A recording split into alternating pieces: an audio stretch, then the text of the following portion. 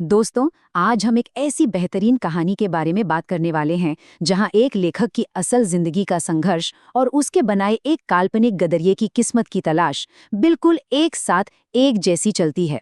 ये एक ऐसी कथा है जिसने पूरी दुनिया में लोगों का नजरिया ही बदल कर रख दिया। तो चलिए, बिना वक्त जाया किए इसे समझना शुरू करते हैं। अब जरा इस हैरान कर देने वाले आंकड़े पर गौर करते हैं। जब ये किताब पहली बार छपकर आई थी ना, तो क्या अंदाजा है पहले हफ्ते में कितनी कॉपीज बिकी होंगी? सिर्फ एक। जी हाँ, एक अकेली कॉपी। लेकिन देखिए, आगे चलकर यही किताब लगातार 300 से ज्यादा हफ्तों तक बेस्ट सेलर्स की लिस्ट में रही और एक सच्चा ग्लोबल फिनोमेना बन गई। इसे 80 से भी ज्यादा भाषाओं में अनुवादित किया गया है। मतलब सच में, ये किसी जादू से कम नहीं है। पाउलो कोएल्हो की इस बेहद मशहूर किताब द अल्केमिस्ट का आवरण अपने आप में एक बहुत बड़ी कहानी कहता है। ये सिर्फ एक उपन्यास नहीं है, बल्कि एक ऐसी नीति कथा है जो लेखक के असफलता से लेकर शिखर तक पहुंचने के सफर का बिल्कुल साफ आईना है। इस किताब के पन्नों में ऐसी कशिश है जो सीधा दिल से जुड़ती है। पहला भाग, कहानी के पीछे की कहानी। इस जादू को सच में समझने के लिए हमें पहले थोड़ा असल दुनिया में आना होगा, लेखक के अपने शुरुआती संघर्ष के पास। 41 साल की उम्र, सोचकर देखिए, 41 साल की उम्र में पाउलो कोएल्हो के पब्लिशर ने उनका कॉन्ट्रैक्ट अचानक रद्द कर दिया था। उन्होंने इस प्रोजेक्ट से पूरी तरह अपने हाथ खींच लिए थे, क्योंकि उन्हें लग रहा था कि कोई भी ऐसी किताब पढ़ना ही नहीं चाहेगा। किसी भी कलाकार के लिए ये कितना बड़ा धक्का रहा होगा जब दुनिया उनके काम को इस तरह नकार दे। दूसरा भाग, एक गदरिये का बार बार आने वाला सपना। पर यहाँ सबसे दिलचस्प बात यह है कि कोएल्हो ने हार मानने से साफ इनकार कर दिया, और उनका यही अटूट विश्वास हमें इस कहानी के मुख्य किरदार से मिलवाता है। मिलिए सैंटियागो से। ये एंडलूसिया का एक आम सा आराम पसंद गडरिया है। उसकी रोज की जिंदगी बस अपनी भेड़ों के झुंड के लिए खाना और पानी ढूंढने के आसपास ही घूमती है। जिंदगी बिल्कुल शांत थी, जब तक कि एक सपना जो उसे बार बार आने लगता है, उसकी इस शांति को हिलाकर नहीं रख देता। तो आखिर वो सपना था क्या?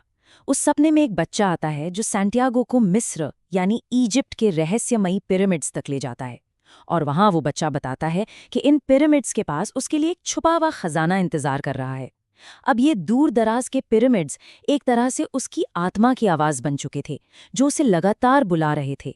तीसरा भाग, पर्सनल लेजेंड की खोज। अब हम चलते हैं कहानी के सबसे बड़े टर्निंग पॉइंट की तरफ, जो तरीफा शहर में आता है। यहाँ सैंटियागो की मुलाकात होती है सेलम के राजा मेल्चिदेक से, जो इस किताब के मूल दर्शन को सामने रखते हैं। राजा सैंटियागो के सामने एक सीधी चुनौती रखते हैं और पूछते हैं, दुनिया का सबसे बड़ा झूठ क्या है? ये एक ऐसा सवाल है जो किसी को भी सोचने पे मजबूर कर दे। एक ऐसी धारणा जो अक्सर लोगों को अपने सपनों का पीछा करने से ही रोक देती है। अब इस विचार पर थोड़ा ध्यान दीजिएगा। हमारी जिंदगी में एक वक्त ऐसा आता है जब हमारा उन चीज़ों पर से कंट्रोल पूरी तरह खत्म हो जाता है जो हमारे साथ हो रही हैं, और हमारी जिंदगी नियति यानी किस्मत के हवाले हो जाती है। यही दुनिया का सबसे बड़ा झूठ है। ये शब्द ना पूरी कथा का आधार है। ये सुझाते हैं कि हर इंसान के पास हमेशा ये ताकत होती है कि वो पहले से तय मानी जाने वाली किस्मत के बजाय अपना रास्ता खुद चुने। तो इसका सबसे अहम पहलू ये निकल कर आता है कि एक पर्सनल लेजेंड यानी अपने सपने या जीवन की सबसे बड़ी सार्थकता को पाना ही इस धरती पर इंसान का एकमात्र असली फर्ज है। ये वही चीज़ है जिसे हर कोई हमेशा से पाना चाहता है। बचपन और जवानी में सबको अपना ये लक्ष्य बहुत साफ दिखता है, लेकिन फिर होता ये है कि वक्त के साथ कुछ ऐसी नकारात्मक ताकतें आती हैं जो धीरे धीरे लोगों को यकीन दिला देती हैं कि अब इसे पाना बिल्कुल नामुमकिन है। पर सैंटियागो को आगे बढ़ने का हौसला देने के लिए राजा उसको शुरुआती किस्मत यानी बिगिनर्स लक के नियम के बारे में समझाते हैं। वो बताते हैं कि ये ब्रह्मांड की तरफ से एक जादू भरा इशारा होता है, एक ऐसी शक्ति जो किसी को तब मदद करती है जब वो पहली बार अपने सच्चे रास्ते पर कदम रखता है। ये शुरुआती कामयाबी का एक छोटा सा स्वाद चखाता है, ताकि अपने उस पर्सनल लेजेंड को पाने की आग और तेज हो जाए। और इस बात को एक बेहद खूबसूरत कहानी के जरिए समझाया गया है। ये एक तेल की चम्मच की कहानी है जिसमें सिर्फ 2 बूंदें हैं। राजा सैंटियागो को ये सिखाता है कि खुशी का असली राज दुनिया के सभी आश्चर्यों और खूबसूरती को देखने में तो है ही, लेकिन बिल्कुल ठीक उसी वक्त अपने मूल कर्तव्यों यानी इस चम्मच में रखी इन तेल की बूंदों को कभी नहीं भूलने में है। असल में संतुलन बनाए रखना ही सब कुछ है। चौथा भाग, इशारों के पीछे अफ्रीका की ओर। राजा की इन्हीं बातों से हिम्मत जुटाकर और किस्मत के इशारों पर पूरा भरोसा करके सैंटियागो एक अनजान सफर पर निकलने का बहुत बड़ा फैसला लेता है। अफ्रीका जाने वाली नाव की इस टिकट खिड़की के पास खड़े होकर वो अपने पुराने जीवन को छोड़ने के फैसले पर मोहर लगा देता है। अपनी भेड़ों का आराम और एक व्यापारी की बेटी के आकर्षण को पीछे छोड़कर वो हवा की खुली स्वतंत्रता चुन लेता है। ये उसके अनजाने रास्ते की तरफ पहला सच्चा कदम था। पांचवा भाग, पहला बड़ा झटका।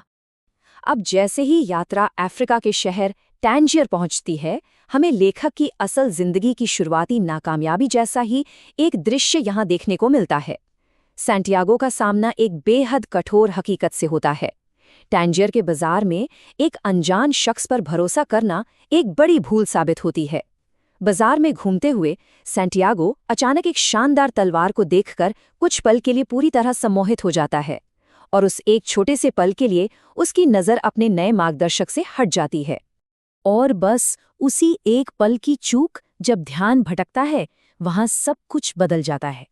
वो साथी वहां से अचानक गायब हो जाता है और अपने साथ ले जाता है सैंटियागो का एक एक सिक्का, जो उसने अपनी भेड़ों को बेचकर बड़ी मेहनत से कमाया था। अब वो वहां खड़ा था, एक ऐसे अनजान देश में जहां की भाषा भी वो नहीं समझता था, बिल्कुल अकेला और बिना एक भी पैसे के। ये सब होने के बाद हमारे पास एक बेहद दिलचस्प और गहरा सवाल रह जाता है। अगर सच में पूरा ब्रह्मांड मिलकर उन लोगों की मदद करने की कोशिश करता है जो अपने पर्सनल लेजेंड को पाना चाहते हैं, तो इस यात्रा की शुरुआत में अक्सर इतना बड़ा और तबाह कर देने वाला झटका क्यों मिलता है? अगर अपनी सच्ची मंजिल की तलाश ही आत्मा का सबसे बड़ा मकसद है, तो जब एकदम से सब कुछ छिन जाए, तब इन किस्मत के इशारों का आखिर क्या मतलब निकालना चाहिए? ये वाकई एक बहुत गहरा प्रश्न है, जो पूरे सफर को और भी ज्यादा रोमांचक बना देता है। इस बारे में जरूर सोचिएगा।